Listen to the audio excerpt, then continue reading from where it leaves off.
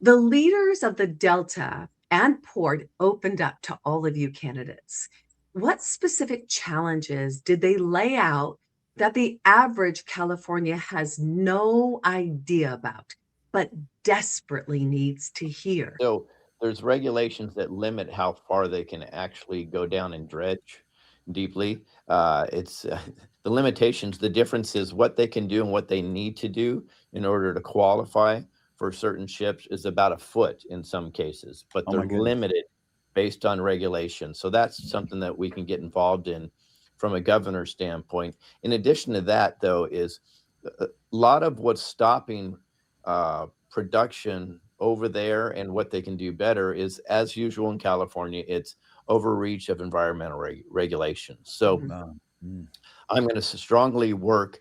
And there's a myth out there that people think that the governor could walk in and just remove CARB, which is the California Air Resource Board. We don't have the capability to do that, but what we can do is we can restructure the board and put up legislation to do something, and we can work on some funding, so on and so forth. So I would restructure the board or help restructure the board to actually make them friendly to Mhm. businesses, which is huge. And last but not least, and I've already had success doing this in Oxnard, California in 2004, I was headhunted for a company because they had trouble. They were wanted to open the largest gym that was ever seen in Ventura County.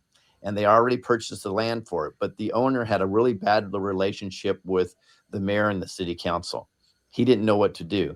So he hired me on. And the first thing I did is I went to this property, which is flat land, nothing on it, and I called over the mayor and the whole city council, and I explained to them to put your issues aside with the owner because this is how valuable this would be for the city of Oxnard.